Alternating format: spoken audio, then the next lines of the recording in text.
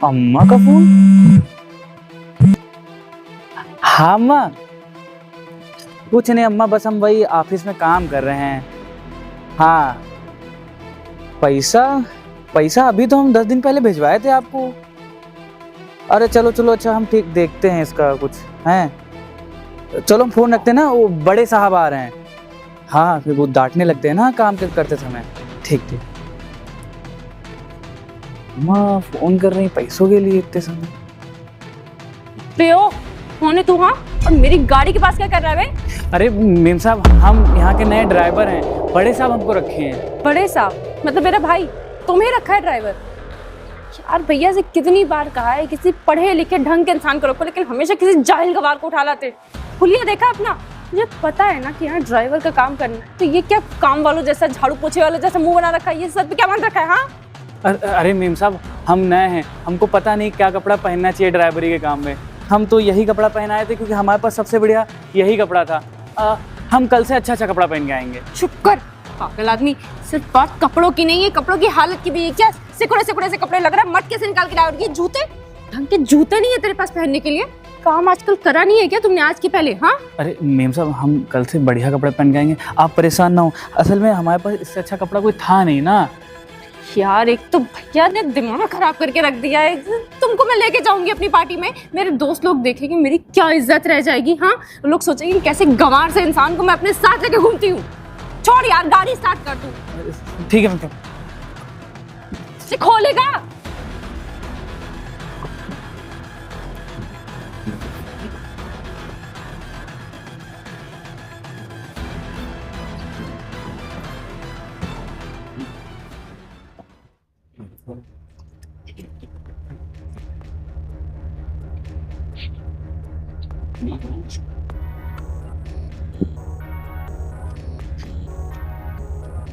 आइए मैडम, आइए।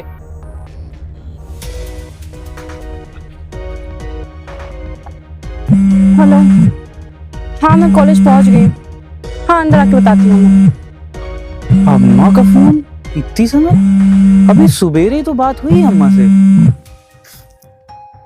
हेलो। हाँ अम्मा। हाँ, बाबू गिर गए? अरे तुमको अस्पताल ले जाओ ना। अच्छा, अस्पताल ही में हो आप?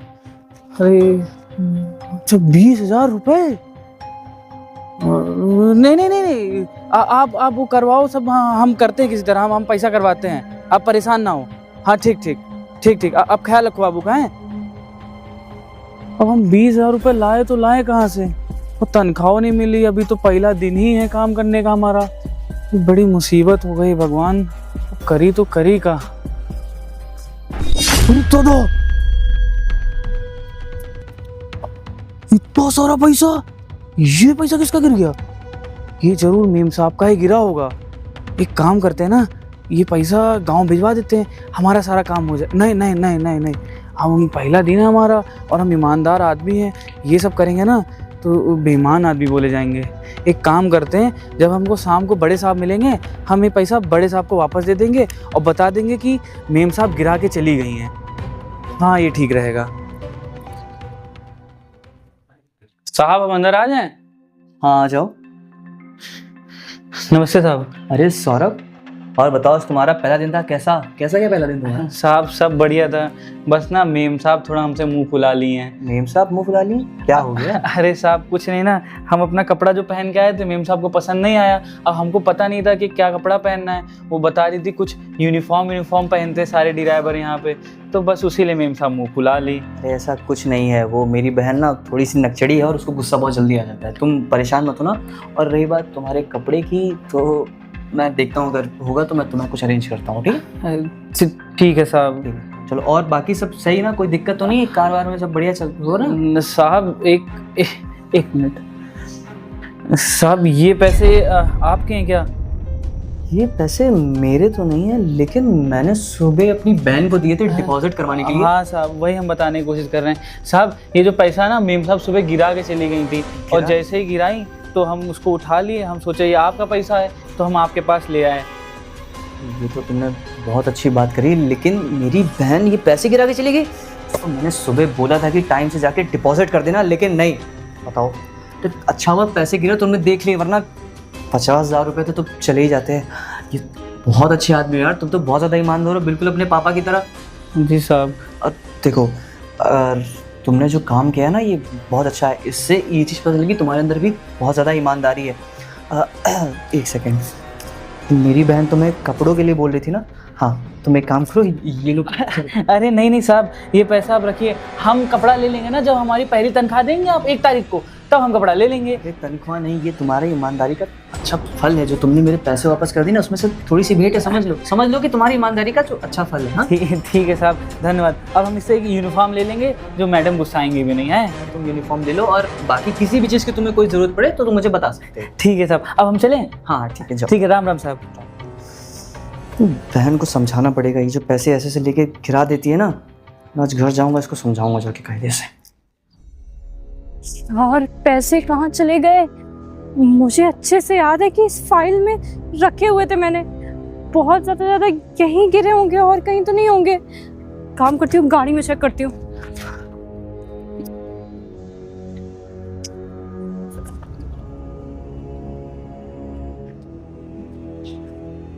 गाड़ी में भी नहीं है, ना यहाँ है ना अंदर गए, ना यहाँ है। एक बार तो वहाँ चेक करें जहाँ मैं बैठी थी वहाँ पे।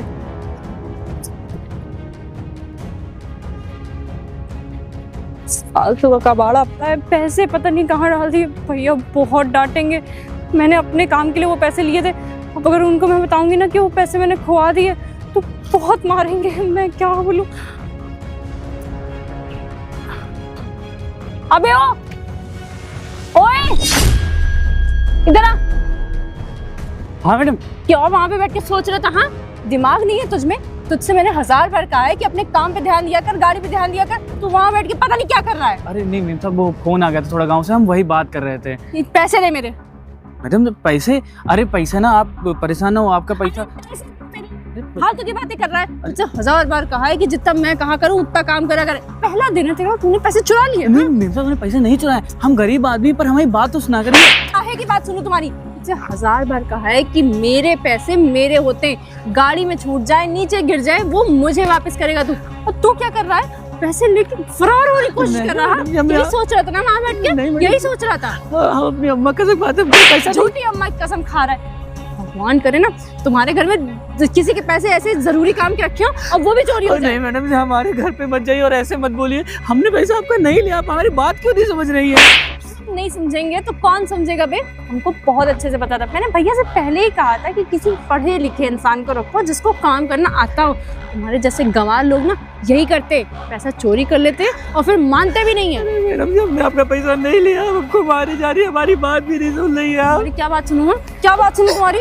1000 बार मैंने मना किया है कि ऐसा कोई काम मत करो जिससे मेरा दिमाग गर्म हो। समझ में आ रहा है? कोई पैसा आपका नहीं लिया, आप नहीं चोर है मैम साहब, आप हमको काहे नहीं समझ रही है? तू चोर? अच्छे से पता है कि तूने ही लिए। तू देख, तेरी नौकरी ना खाली मैंने तो काट के है ना, मैं भैया से कह के ना आज ही तुझे नौकरी से निकलवाऊंगी, फिर देखती हूँ तुझे कौन रखता है। आप मारे भी जा रही हो और हमारी बात भी नहीं सुन रही, तो बहुत मुझे जाना ही नहीं तेरी गाड़ी से, मैं खुद चली जाऊंगी कैब से। तू ना आज तू देख बेटा, आज तू देख। मैम साहब बताओ, मैं ऐसा कुछ किए भी नहीं, फिर भी मैम साहब को मार के चली गई। गरीब। भाई साहब जरा सुनिए, इधर आइए। जी भाई साहब, आपने बुलाया? हाँ भाई साहब, एक बात बताइए, वो मैडम आपको मार कहाँ रही थी? अरे भाई साहब, हम गरीब और लाचार आदमी है ना, तो किस्मत के साथ साथ मेम साहब भी हमको मार रही थी। लेकिन क्यों मार रही थी? साहब, मेम साहब को क्या लगता है कि मेम साहब का पैसा हमने ले लिया, जबकि हमने उनका पैसा नहीं लिया। आपको पता है हमारे गांव में इतनी दिक्कतें चल रही हैं, हमारे बापू भरी बाजार में चक्कर खा के गिर गए और एडमिट है हॉस्पिटल में। उसके लिए 20,000 रुपये की ज़रूरत थी। हमको चोरी करना होता तो हम मेम साहब का पैसा उठा के दे ना दिए होते, पर हम ऐसा नहीं किए। हम गए अपने बड़े साहब के पास कि मेम साहब तो छोटी है ना उनसे, कि साहब ये पैसा शायद से आपका होगा या मेम साहब का होगा, अब ये गिर गया है, ये आप रख लीजिए, जब मेम साहब आए तो उनको दे दीजिएगा।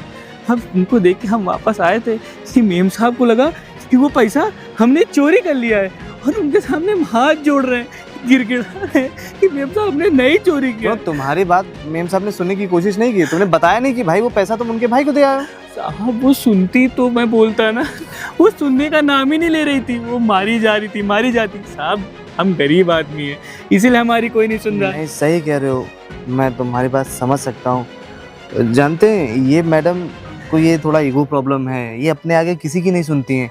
हम भी पहले इनके यहाँ नौकरी करते थे और अच्छी खासी सैलरी पाते थे, लेकिन ये जब भी ऑफिस आती थी तो मुझको बड़ा उल्टा सीधा सुनाती थी और एकदम अपने जैसे लगता है इनके मैं कोई इनका पर्सनल नौकर था ऐसे काम कराती थी। इसीलिए मैंने नौकरी छोड़ दी। मैं बड़े मालिक ने तो मुझे मना किया था कि मत छोड़ो, लेकिन मैंने छोड़ दिया क्योंकि मैं इतना जिल्लत भरी ज़िंदगी नहीं जी सकता था ना। लेकिन बड़े मालिक जो है ना बहुत सब बहुत अच्छे हैं, वो अक्सर दूसरों की मदद करते रहते हैं। तुम बता रहे हो तुम्हारे पिताजी एडमिट हैं, तो तुम एक काम करो, तुम बड़े मालिक के पास जाओ, बड़े मालिक तुम्हारी मदद ज़रूर करेंगे।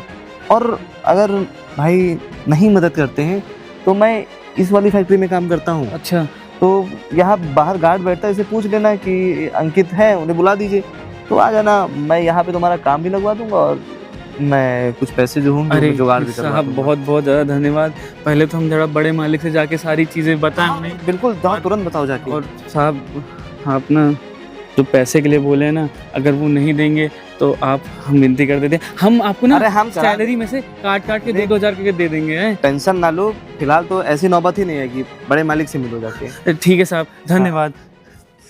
साहब हम अंदर आ जाएं। आ जाओ अंदर। साहब हम गाड़ी आपकी नहीं चला पाएंगे आज के बाद। क्यों गाड़ी क्यों नहीं चले पाओगे? और अभी तो सुबह तुम इतने अच्छे थे और रो क्यों रहे हो?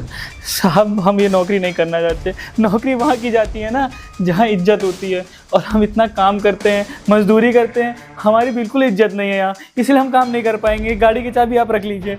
क्या हो गया तुम मुझे बताओ। तुम किसी ने तुमसे कुछ कहा है क्या? अगर किसी ने तुमसे कुछ कहा तो मुझे बताओ, मैं उसको देखता हूँ, मैं उसको डांटूंगा।